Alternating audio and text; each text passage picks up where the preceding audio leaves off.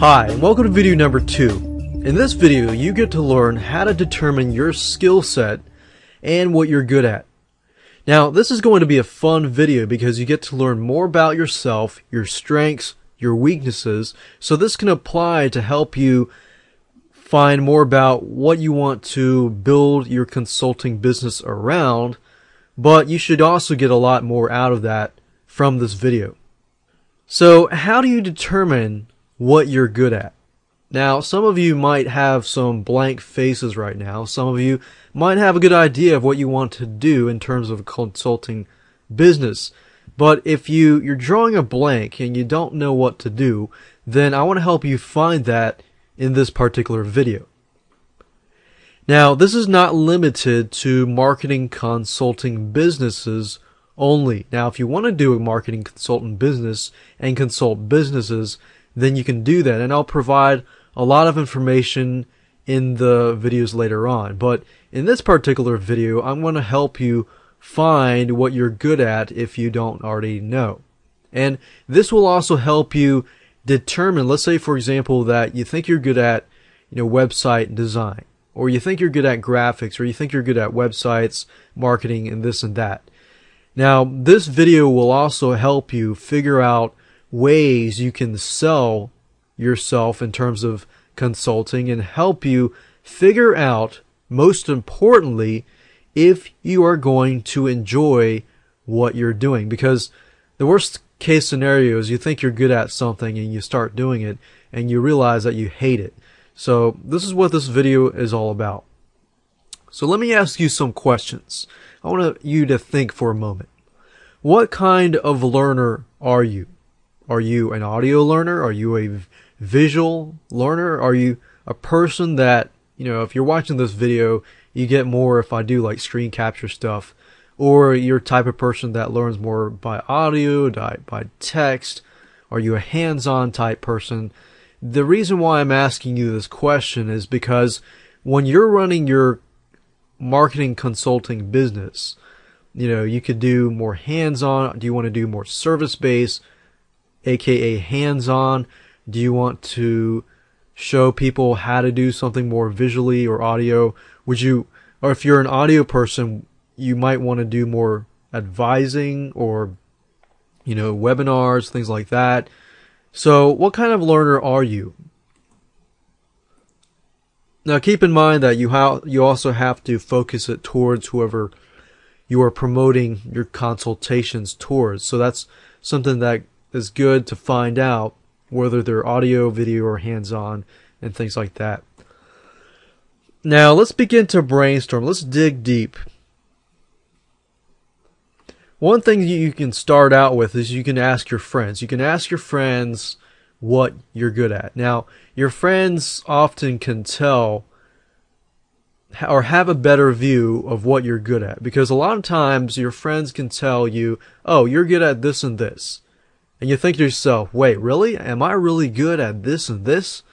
Because sometimes it's harder to see in yourself, what you're good at and, observe your own self. Your friends and your family, forgot that. Ask your friends and your family so that they can give you some ideas. From that, I want you to create a list of things that you are good at. I'm sure you know what you're good at and what you're not as good at. So create a list of things, do some brainstorming, cut off the internet, pause this video, go somewhere where there's no internet, and just begin to create a list of things that you're good at. Now, the reason why I say go somewhere quiet without internet is because internet is distracting. So you just want to get away from all the distracting stuff and create a list of things that you're good at. Even you can go towards things that you enjoy and start jotting down those things. Why do you enjoy those things? What makes those things interesting? And you can jot down, why are you interested in those things, or why are you good at those things?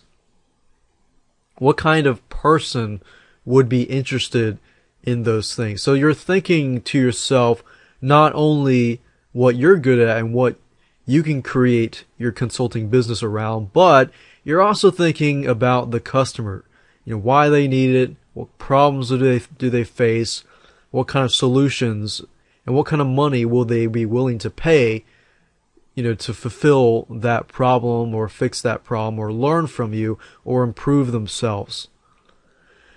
Then you want to think about, okay, do you know your strengths and your weaknesses? So I want you to jot your strengths and your weaknesses. Now, the specific method that I'm about to show you will reveal to you deeper. So that's what we're talking about, digging deep. We're digging deep into your strengths and to your weaknesses. Now, how do you do that? How do you figure out your strengths and weaknesses? Because sometimes, if you think about it, you might put a strength that is really a weakness, or you might put a weakness that is really a strength. So there are a couple ways to go about doing this. And one of the ways is to find out what personality type you are. Now, how do you figure that out? There's a test called the Socionics test. And what I'm going to do is I'm going to go to my computer and show you step by step how you can find out your personality type, then how you can figure out more about your strengths and more about your weaknesses so that you can figure out, is this consulting business going to work with me or not? Now, the purpose of this video is not totally to go out and figure out the services that you're providing. I'm going to talk about that in the later videos, but in this video, I particularly want you to understand more about yourself, more about your strengths, and more about your weaknesses. So once you take the Socionics test, which is only 4 questions, we're going to Google your personality. So with that said, let's move on to my computer and let me show you step by step how you can take the test and how you can find more about your strengths and weaknesses to make sure that the consulting business that you go into is something that you're good at and something that you're going to enjoy. Because think about it. If you're good at it and you enjoy it, then when you sell your product, you sell yourself, you sell your consulting service to whoever that is, it's going to be more believable. They're going to see that you genuinely actually care. And that's the reason why our system here will work well with creating your consulting business. So let's move on to Socionics test. Okay, so what I want you to do is go to google.com and then type in Socionics test. That's SOCIONICS space test. So if you click search, you're going to get the top. These are basically just a bunch of tests that you could take. If you go here and you click on the Socionics type Assistant Turbo, as you can see, it says the shortest test ever. It's a 4-question test. Or it's actually, You read this, it says, which population can you relate to the most? Are you involved in what is happening outside and around them? Are you open, often talkative? Basically what this is, it's a personality test. And what it's going to give you is, if you answer them honestly, it's going to give you a 4-letter word. Now, I'm not going to go through this, so I'm going to let you do this on your own, but mine is an ESFJ. So what you could do is you could go to Google. The second step is go to Google and type in that 4-letter word. Now, the 4-letter word is basically Myers-Briggs. If you've heard of Myers-Briggs, it's pretty much the same thing. What this allows you to see are your strengths and your weaknesses, so you can see, what kind of person you are. Most likely you know what kind of person you are, but what I have found over the years is I've showed people this and they read it and they read, the profile about themselves. This is nothing to do with astrology or anything like that. This is actual personality profile. So this is really you. So if I go to ESFJ, I usually pick the top few and look over them. So for example, the ESFJ is a caregiver, and you can read through basically, ESFJs are people persons. They love people. So I know that I'm a people person, so I would much rather deal with people up front. And I would actually much rather, I've actually enjoyed doing consulting work in terms of just giving advice. Service-based is okay. I'd rather outsource that kind of stuff. But I rather deal with people person face to face. I love it. I like to talk to people on the phone. That's why I enjoy it. Now, some of you may not enjoy that. Some of you actually may enjoy doing service-based consulting more so than giving advice only. So that's why I say figure out who you are, what your strengths, what your weaknesses are. Read through your profile.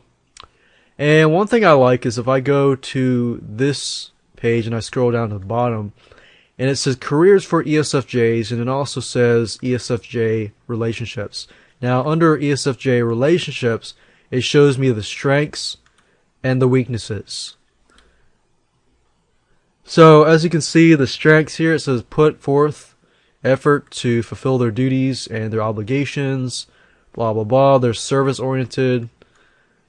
Not necessarily in the service projects, but, you know, they want to please others. And they take their commitments seriously, blah, blah, blah. But then I can also see my weaknesses. And if you do this test, you can also see your weaknesses too. Because if you build your consulting business and surround it and make sure that, you know, the services that you provide because of your strengths, you don't focus too much on your weaknesses, but you can if you want to, but just keep in mind that you can increase your efficiency rate by focusing on what you're good at already.